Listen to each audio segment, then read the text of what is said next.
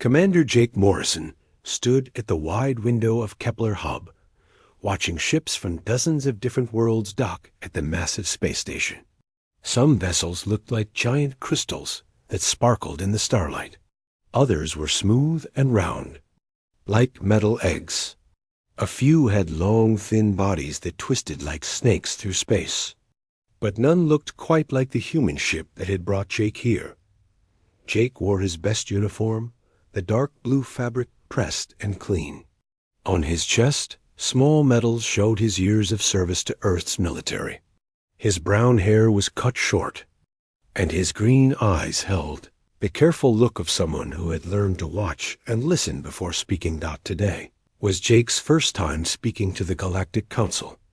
Earth had only learned how to travel faster than light 3 years ago. Before that, humans thought they were alone in the universe. Now Jake knew that thousands of species lived among the stars, and most of them were much older and wiser than humanity. Amy Foster walked up beside him. She was younger than Jake, with blonde hair tied back in a neat ponytail.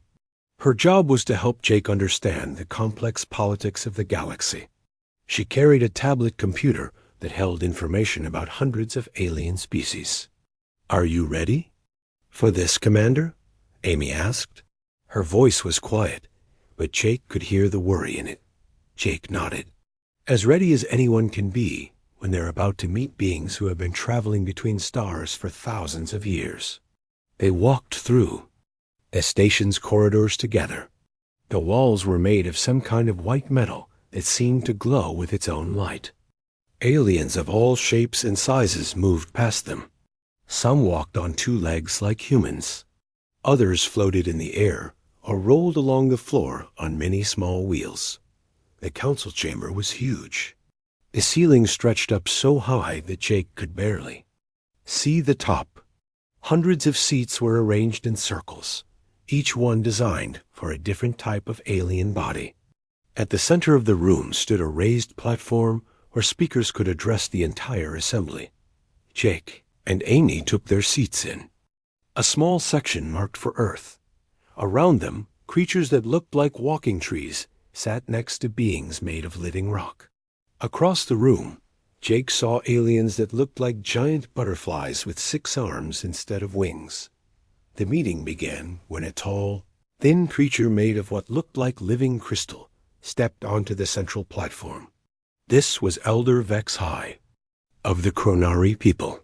His body caught the light and threw it back in rainbow patterns that danced across the chamber walls. "Welcome, beings of the galaxy," Elder Vex High said. His voice was deep and musical, like the sound of wind chimes in a gentle breeze. "Today we gather to discuss the growing threat of the Zephyrian Empire." Jake leaned forward in his seat. He had read about the Zephyrians in the files Amy had given him. They were a warrior race that had been taking over other worlds for the past year. Their ships were black and covered in weapons. They showed no mercy to the people they conquered. A small furry creature with 6 legs scurried onto the platform. This was Ambassador Trill from the planet Vixen. His world had been attacked by the Zephyrians just 2 months ago. "Honored elders," Trill said, his voice high and scared. "My people cry out for help. The Zephyrians have enslaved half our population.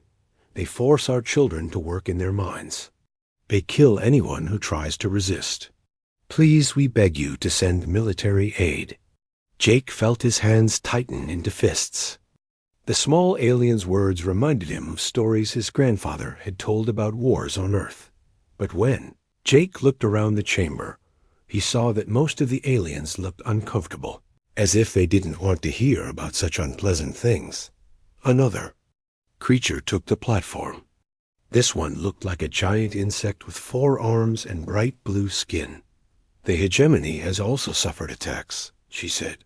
3 of our colony worlds have been destroyed. The Zephyrians give no warning. They simply arrive and begin killing. We need the Council's protection." Elder Vex High raised one crystal hand for silence. "The Council hears your pain," he said, "but we must remember the lessons of history. Violence only leads to more violence. War is a disease that spreads until it destroys everything it touches. Another elder stepped forward. This one was Elder Morthic of the Hegemony. She had 6 arms and skin that looked like polished metal. For 10,000 years, this council has maintained peace through wisdom and negotiation. We have seen species destroy themselves through warfare. The path of the warrior leads only to extinction. Jake felt his heart sink. These ancient beings were talking about negotiation while innocent people died. He thought about his daughter back on Earth, safe in her college dormitory. What if aliens had attacked Earth? What if his daughter was trapped on a world where monsters killed anyone who fought back? Elder HFY turned his crystal face toward the human section. The humans are new to our community. They show promise in trade and science. We hope they will learn from our wisdom and choose the path of peace.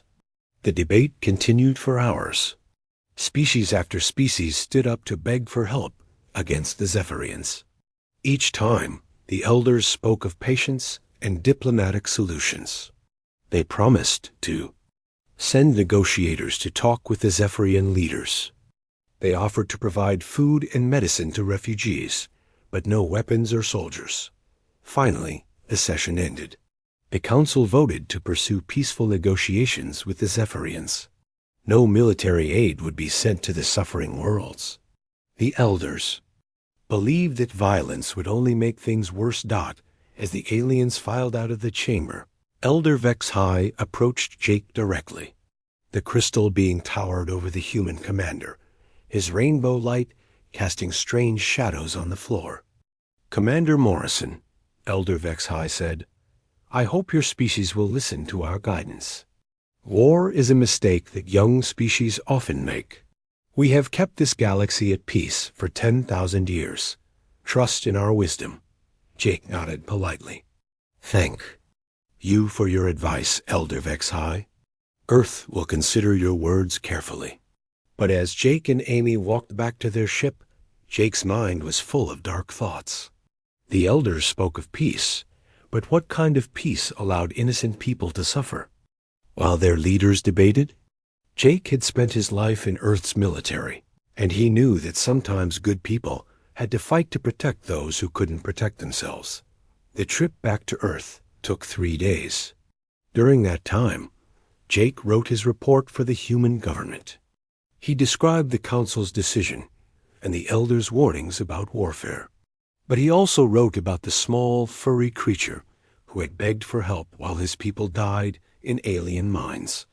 When Jake's ship finally reached Earth, he knew that his report would spark heated debates in the halls of government. Earth's leaders would have to decide whether to follow the elders' wisdom or listen to their own conscience. As Jake looked out at Earth's blue oceans and white clouds, he wondered if humanity was ready for the choice that lay ahead. The elders had warned them about the dangers of war, but they had not warned them about the dangers of doing nothing while evil spread across the galaxy. Captain Danny Rodriguez stood on the bridge of his ship, the Intrepid, watching the stars stream past in ribbons of light. 6 months had passed since Commander Morrison's meeting with the Galactic Council, and the galaxy had become a much darker place. Danny was a tall man with black hair and kind brown eyes. His family had come from Mexico 3 generations ago, but he had been born on Mars Colony 7. He had joined Earth's defense force because he believed in protecting innocent people. Now, as he read the latest reports from the frontier, he wondered if his beliefs would be enough. "Captain," said Lieutenant Commander Lisa Park, walking up beside him. Lisa was Korean-American, with short black hair and sharp, intelligent eyes. She had graduated at the top of her class from the Naval Academy. "The new intelligence reports are in. A situation is getting worse." Danny took the tablet from her hands and began reading. The news was terrible. The Zephyrian Empire had conquered 7 star systems in the past 6 months. Their black ships moved from world to world like a plague, leaving death and destruction behind them. How many dead? Danny asked quietly. Intelligence estimates over 2 billion civilians, Lisa replied. Her voice was steady, but Danny could see the anger in her eyes. The Zephyrians don't just conquer worlds. They strip them of everything valuable and kill anyone who might resist. Danny walked to the large screen at the front of the bridge. It showed a map of known space, with red dots marking Zephyrian-controlled systems. The red dots were spreading like drops of blood across the galaxy. What does the Council say about this? Danny asked. Lisa's expression grew bitter. The same thing they always say. They're scheduling another peace conference.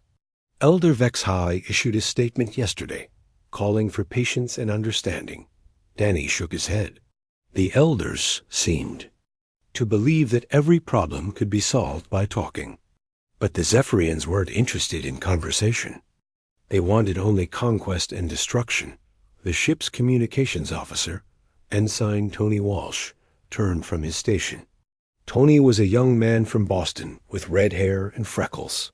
He had joined the Defense Force straight out of high school, because he wanted to see the galaxy. Captain, Tony said, his voice tight with excitement, I'm picking up a distress signal. It's coming from the Altair system. Danny's blood went cold. Altair was the home system of the Altarians, a peaceful species that looked like tall, thin humans with silver skin. They had been one of the species that begged the Council for help 6 months ago. Put it on speakers, Danny ordered. The bridge filled with static and crackling sounds. Then, through the noise, came a voice speaking in broken English. This is Dr. Zen Hai of the Altarian Medical Corps. Our world is under attack. The Zephyrians came without warning. They are bombing our cities. Millions are dead. Please, anyone who can hear this ... we need help. The message repeated several times, then faded into static. The bridge was silent except for the hum of the ship's engines. How far are we from Altair? Danny asked. 3 hours at maximum warp, answered Lieutenant Kevin Sharp, the ship's navigation officer. Kevin was a quiet man from Ohio who had worked on civilian cargo ships before joining the Defense Force. Danny stared at the red dot on the map that marked the Altair system. 3 billion Altarians had lived there. They were scientists and artists, builders and dreamers. They had never hurt anyone. Now they were dying while the galaxy's leaders sat in conference rooms and talked about peace. Sir, Lisa said softly, the Council has forbidden any military intervention. If we go to Altair, Earth could be expelled from the galactic community. Danny thought about his daughter, Maria, back on Earth. She was studying alien languages at the university, dreaming of a career as a translator. She believed in the same peaceful future that the elders promised. But what kind of future would it be if good people stood by while monsters destroyed entire worlds? Tony, Danny said, send a message to Earth Command. Tell them that Captain Rodriguez is about to violate Council orders. Tony's fingers hesitated over his controls. Sir, are you sure about this? Danny looked around the bridge at his crew. These were good people who had joined the Defense Force to protect others. They deserved to know what they were getting into. Listen to me, all of you, Danny said. The Zephyrians are committing genocide while the Council talks about peace. If we don't act now, the Altarians will die. Earth might throw us out of the galactic community for this, but I can live with that. What I can't live with is doing nothing while innocent people are murdered. One by one, his crew members nodded. They understood the choice they were making. Kevin, set course for Altair, Danny ordered. Maximum warp. The Intrepid turned toward the Altair system and jumped to faster than light speed. As they flew through space, Danny received messages from other human ships. The captains of the Defiance, the Liberty, and the Justice were all changing course to join him. It looks like we're not alone in this, Lisa observed. Danny smiled grimly. Humans have never been good at standing by while bullies hurt innocent people. As they traveled, Tony monitored radio signals from the Altair system. The news grew worse with each passing hour. The Zephyrians were not just conquering the world. They were systematically destroying everything that made Altarian civilization beautiful and unique. "They're bombing the Great Library," Tony reported, his voice shaking. The Altarians spent 1,000 years collecting knowledge from across the galaxy. Now it's all burning. Danny felt a cold rage building in his chest. The Zephyrians weren't just killers. They were destroyers of culture, enemies of everything that made life worth living. "Captain," Kevin announced, "we're approaching the Altair system. I'm detecting 20 Zephyrian warships in orbit around the planet." Danny looked at the tactical display. The Zephyrian ships were massive, each one 3 times the size of the Intrepid. They were covered in weapons and armor, built for destruction rather than exploration. "What are our chances?" Danny asked quietly. Lisa ran the numbers through the queue. "Ship's computer. Honestly, sir, not good. They outnumber us 20 to 1. Their ships are bigger and more heavily armed." Danny nodded. He had expected as much. But sometimes being right wasn't about having the best odds. Sometimes it was about doing what was right, regardless of the cost. "Open a channel to the other human ships," Danny ordered. The faces of 3 other captains appeared on the screen. Captain Helen Wright of the Defiance, Captain Robert Chun of the Liberty, and Captain Sandra Martinez of the Justice. They were all experienced officers who had made the same choice Danny had made. "Are you ready for this?" Danny asked them. Captain Wright, a stern woman with gray hair, spoke first. "My ship is ready, Danny.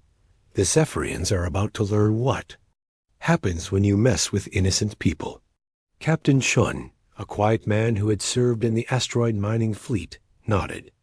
"The Liberty stands ready."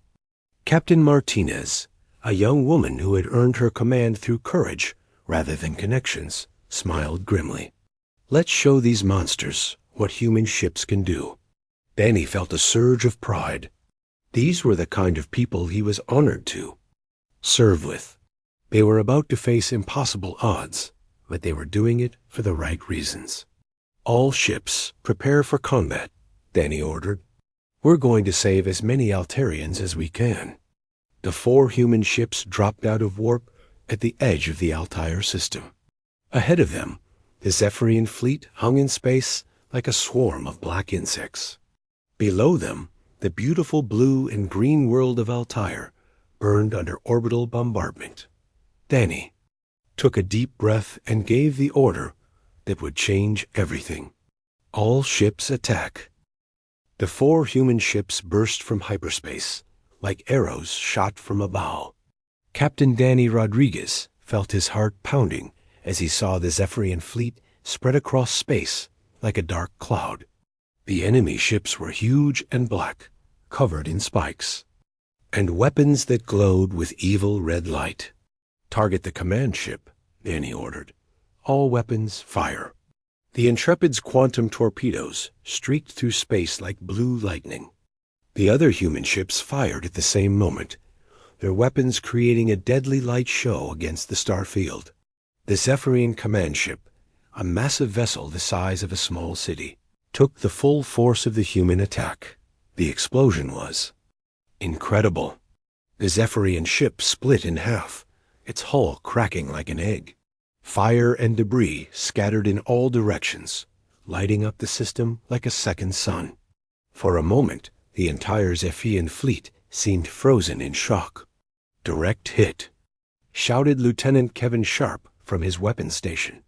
"Their command ship is destroyed." Danny felt a fierce satisfaction. The Zephyrians had been terrorizing the galaxy for months, destroying innocent worlds while the Council talked about peace. Now they were getting their first taste of real resistance. But the other Zephyrian ships were already moving, turning their weapons toward the human fleet. Danny counted 19 enemy vessels, each one larger and more heavily armed than his own ship. "Evasive maneuvers," Danny commanded. Use the asteroid field for cover. The Intrepid dove toward a cluster of spinning rocks that orbited Altair's outermost moon. The Zephyrian ships followed, firing their energy weapons in long, continuous beams. The asteroids exploded around the human ships, filling space with chunks of rock and metal. Danny had studied the reports of Zephyrian tactics. They were used to fighting enemies who stood still and traded shots, like gentlemen dueling with swords. But human military doctrine was different. Humans had learned to fight dirty, to use every advantage they could find. "Lisa," Danny called. To his executive officer, "Coordinate with the surface teams. I want to know where the Altarians are hiding." Lieutenant Commander Lisa Park worked at her console, trying to reach the survivors on the planet below. "I'm getting signals from underground shelters," she reported. "There are millions of survivors, but they're trapped by the orbital bombardment." Danny smiled grimly. The Zephyrians had made a mistake. They had been so focused on destroying the planet's surface that they hadn't bothered to check if anyone was hiding underground. That gave the humans something to fight for. "Kevin, take us around the dark side of the moon," Danny ordered. "Let's see if we can pick off some of their ships one at a time." The Intrepid disappeared behind the moon's shadow, then emerged on the other side like a predator hunting prey. A lone Zephyrian ship was waiting there, probably thinking it was safe. Danny's weapons officer put 3 torpedoes into its engines before it could react.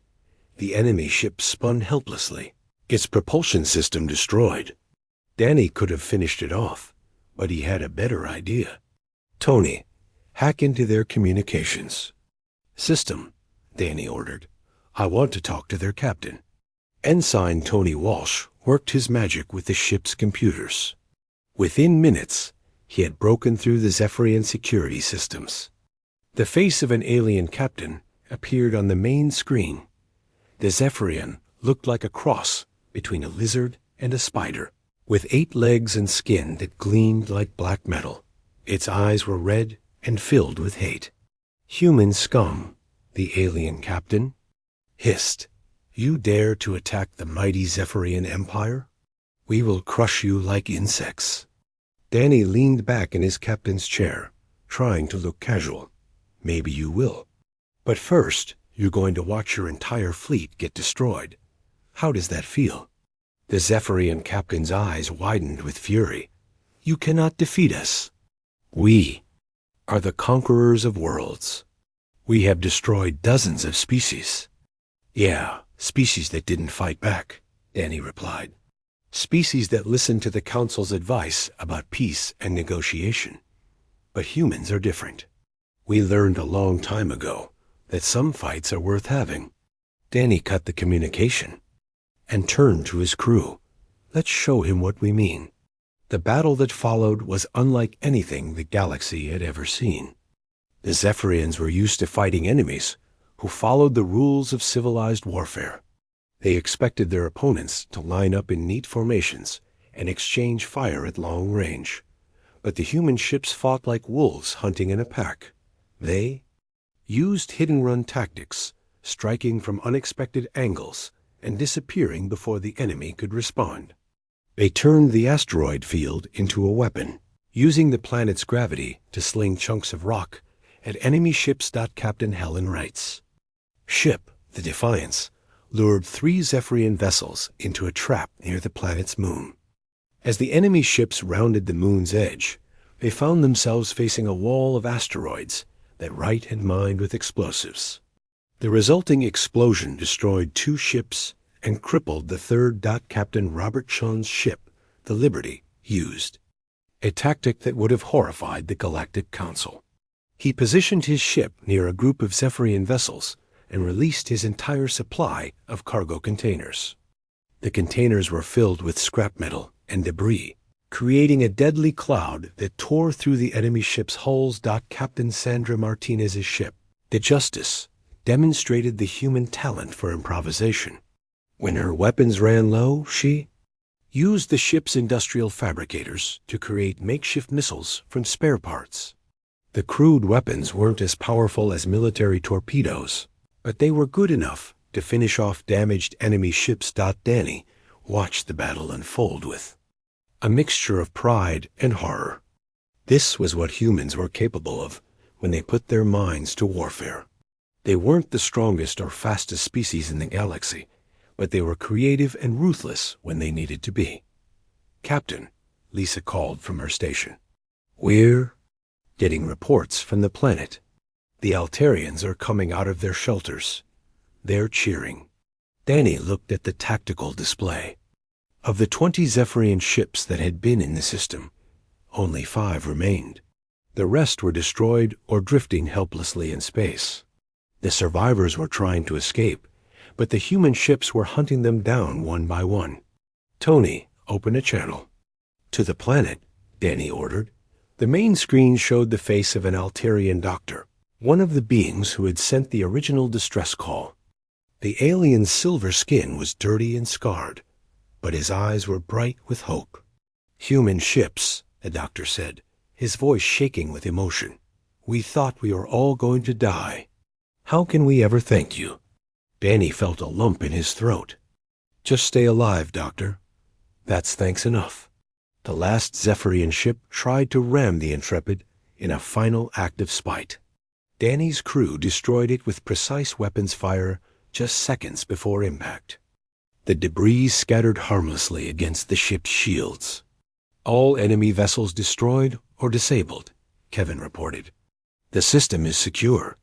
Danny nodded, but he knew the real battle was just beginning. News of the fight would spread throughout the galaxy within hours. The Galactic Council would be furious. Earth would face consequences that could last for generations. But as Danny watched the Altarian survivors emerge from their underground shelters, he knew he had made the right choice. Sometimes peace wasn't possible. Sometimes good people had to fight to protect the innocent. "Set course for the next system," Danny ordered. "Intelligence reports say the Zephyrians have 3 more worlds under siege." "We have work to do." Lisa looked at him with surprise. "Danny, we should probably report back to Earth Command. There's going to be a political firestorm over this." Danny shook his head. "The politicians can sort that out later. Right now, there are people who need our help, and I'll be damned if I'm going to let them die while bureaucrats argue about proper procedures." The Intrepid and her sister ships jumped to hyperspace, leaving the Altair system safe for the first time in months. Behind them, the Altarians began the long process of rebuilding their world. But ahead of them, across the galaxy, other species were watching and learning. The humans had done the impossible.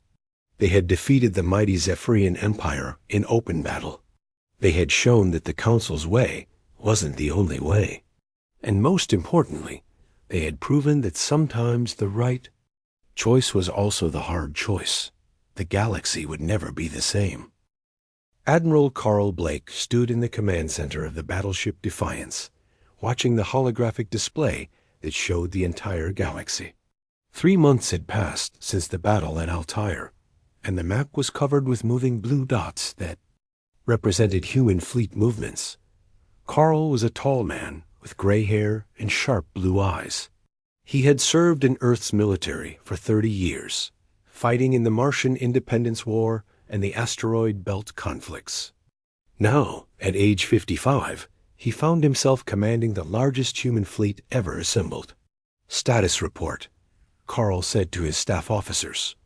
Colonel Nina Torres, his intelligence chief, stepped forward. Nina was a small woman with dark hair and quick, intelligent eyes. She had spent years studying alien military tactics and now used that knowledge to predict enemy movements. "Sir, the Zephyrians are in full retreat," Nina reported. "They've abandoned 12 star systems in the past month. Our forces have liberated over 40 billion civilians from their occupation zones." Carl nodded, but his expression remained serious. The human victory had come at a price. Earth was now completely isolated from the galactic community. The Council had branded humanity as a rogue species and forbidden all trade and communication with human worlds. What about our diplomatic situation? Carl asked. Nina pulled up another display showing the political map of the galaxy. Officially, we're outcasts. The Council has put economic sanctions on Earth and all human colonies. But unofficially, we're receiving supplies and intelligence from dozens of species who want to see the Zephyrians defeated. Major Ryan Clark, the fleet's tactical officer, added his report. Sir, the enemy's command structure is collapsing. They're not designed to fight an opponent that ignores the traditional rules of warfare. Carl studied the tactical information. Human forces had won 17 major battles without losing a single ship. The Zephyrians, who had terrorized the galaxy for years, were now running scared from fleets that were smaller and less advanced than their own. The door to the command center opened, and Captain Danny Rodriguez entered. Danny had become a legend throughout the galaxy as the man who fired the first shots in humanity's war against the Zephyrians. His ship, the Intrepid, had rescued survivors from 8 different worlds. Admiral, Danny said, saluting, we've received another communication from the Chronari homeworld. Elder Vex High is demanding an immediate ceasefire. Carl read the message on his personal tablet. The tone was different from the Elder's usual calm wisdom. This message sounded desperate, almost panicked. What's our current military position? Carl asked Major Clark. Clark updated the tactical display. Sir, we've cut off all Zephyrian supply lines and isolated their core systems. Intelligence suggests their military leadership is considering surrender. Complete victory is possible. Within 60 days. The command center fell silent as everyone absorbed the implications.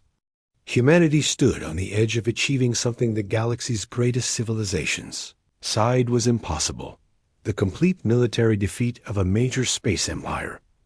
Carl walked to the large window that looked out into space. In the distance, he could see other human ships moving in formation. The fleet had grown from 4 ships to over 200, as Earth's shipyards worked around the clock to build new vessels. Nina, what do we know about the liberated worlds? Carl asked. They're grateful. Sir, the Altarians have offered to share their medical technology with us. The Vixen people want to establish permanent trade agreements. Even some council member species are quietly asking if we can provide protection for their frontier colonies.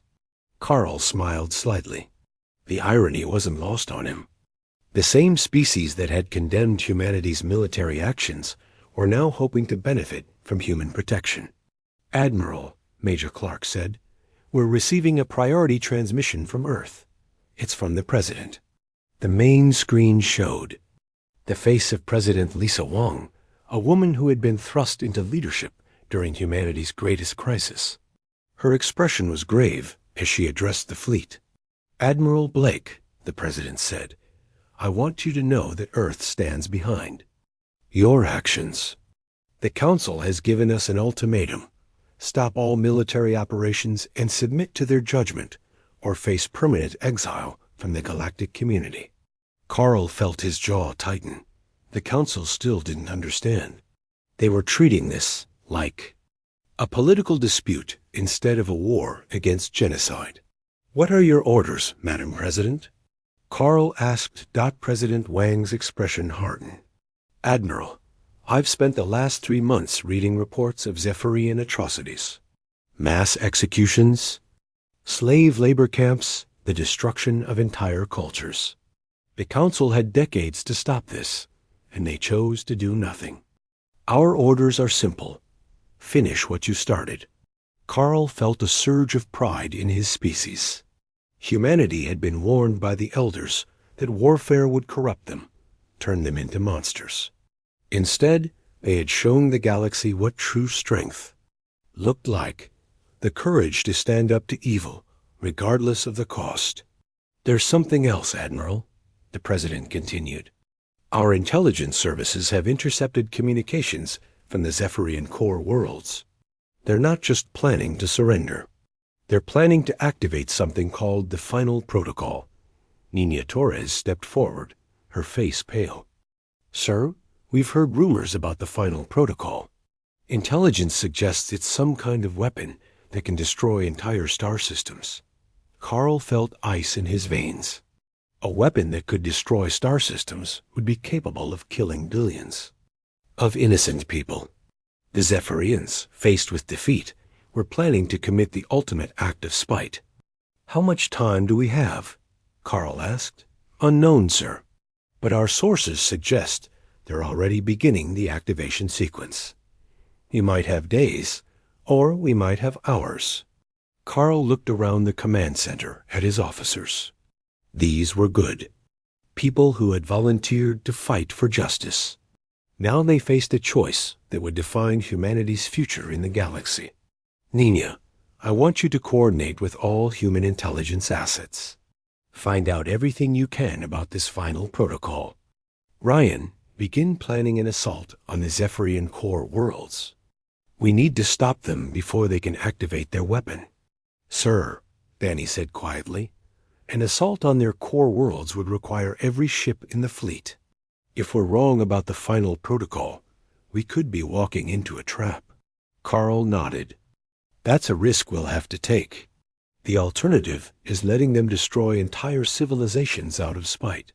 As his officers hurried to carry out their orders, Carl remained at the window, looking out at the stars.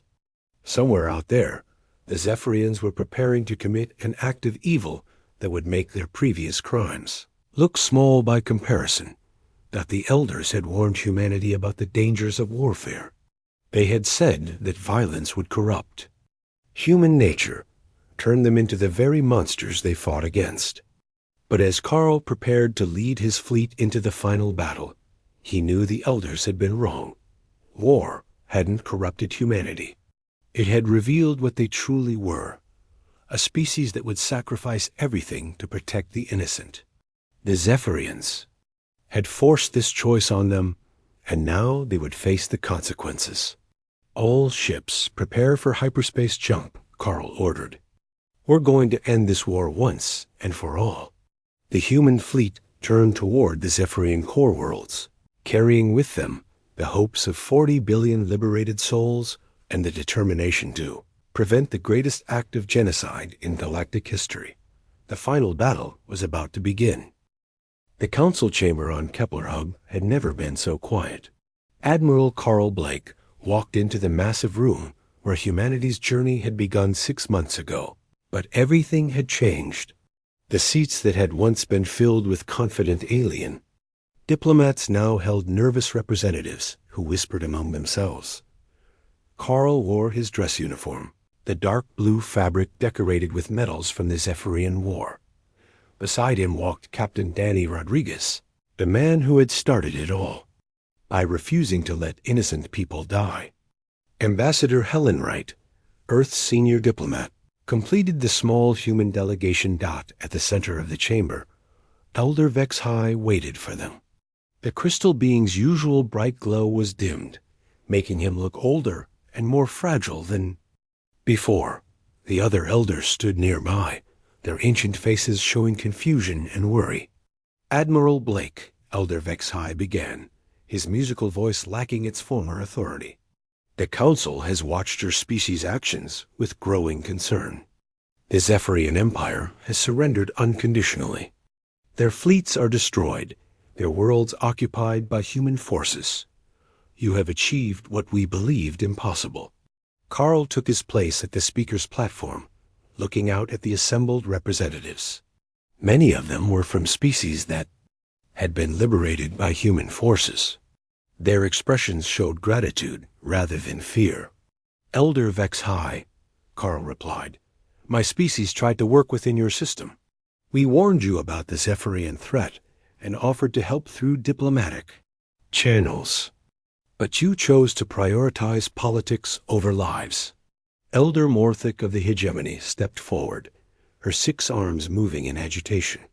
You have violated every treaty and ignored every law. You have disrupted 10,000 years of peace. How can You justify such actions? Colonel Nina Torres, who had joined the delegation as a military advisor, spoke up. With respect, Elder Morthic, you didn't have peace. You had the absence of effective resistance. The Zephyrians committed genocide while you held meetings about diplomatic solutions. The chamber erupted in angry voices and protests from many of the older species. But Carl noticed something important. The representatives from the liberated worlds remained silent, their faces thoughtful rather than angry. A new voice cut through the noise. Dr. Zenhai, the Altarian who had sent the original distress call, stood up in the visitors section. His silver skin still bore scars from the Zephyrian occupation, but his voice was strong and clear. I request permission to address the council, the doctor said. Elder Vexhai looked uncomfortable but nodded. The council recognizes Dr. Zenhai of Altair. The Altarian doctor walked to the center of the chamber. 6 months ago, I sat in an underground bunker while Zephyrian. Ships bombed my world. My wife and children were dead.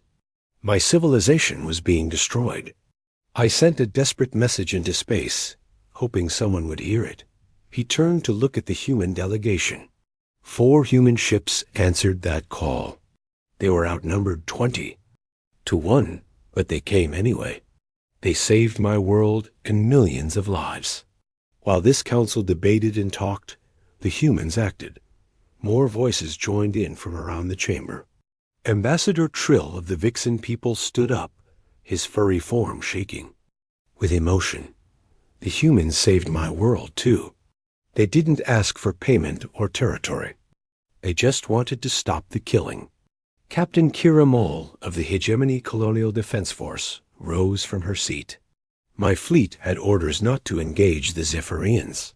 We were told to wait for diplomatic solutions. But I watched human ships risk everything to protect innocent civilians. They showed us what real courage looks like. Elder Vexhai raised his hand for silence, but his authority was clearly weakening. The question now is what comes next. Your species has demonstrated military capabilities that exceed our understanding.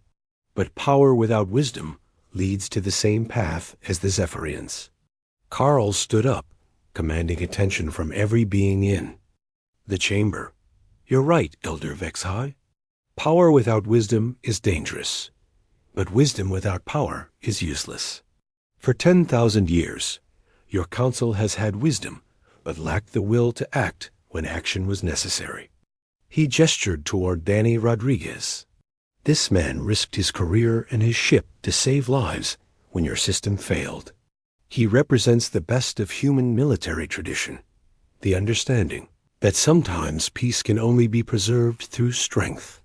Ambassador. Helen Wright approached the platform. Helen was a veteran diplomat who had spent her career trying to prevent wars through negotiation. But the Zephyrian crisis had taught her that some enemies couldn't be reasoned with. The human proposal is simple, Helen announced.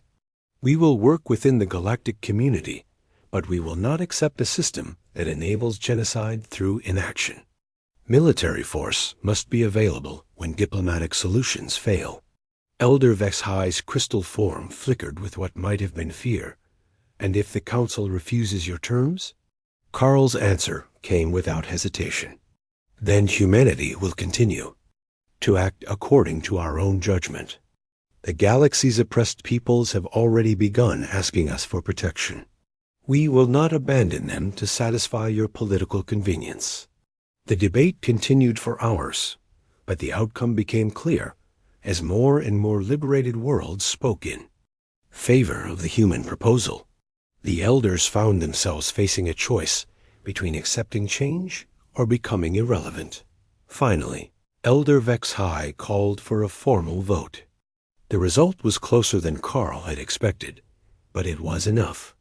The council agreed to establish humanity as the galaxy's military guardians, with the authority to intervene when genocide or massive civilian casualties were threatened.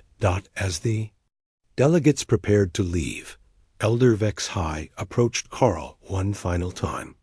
Admiral, I hope your species will remember that power corrupts, even when used with good intentions. Carl nodded respectfully. Elder Vex High, that's exactly why we maintain our military traditions. The greatest danger to freedom isn't external enemies. It's the moment when good people decide they no longer need to be vigilant.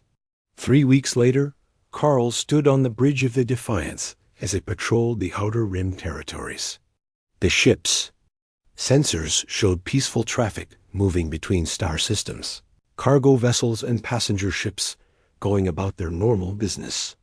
Admiral Danny Rodriguez reported from the communications station. We're receiving a message from the Zeta Reticuli system.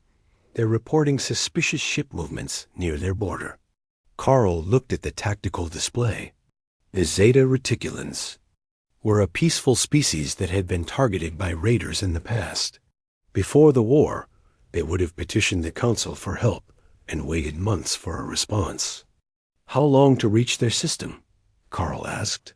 6 hours at maximum warp, Danny replied. Set course immediately, Carl ordered, and send a message to the Reticulans. Tell them help is on the way. As the Defiance jumped to hyperspace, Carl reflected on how much had changed. The galaxy was learning a new lesson. Peace wasn't the absence of conflict, but the presence of justice. And sometimes justice required the courage to fight for it. The elders had warned humanity about the dangers of warfare, but they had failed to understand that the greatest danger was allowing evil to flourish unchecked. The human fleets now patrolling the galaxy weren't conquerors or oppressors. They were guardians standing watch over a cosmos that had finally learned the difference between peace and surrender. In the end, the elders had been both right and wrong. War did change a species, but for humanity, that change had been for the better. They had become what the galaxy needed, protectors of the innocent, defenders of the weak, and the answer to those who called for help in their darkest hour.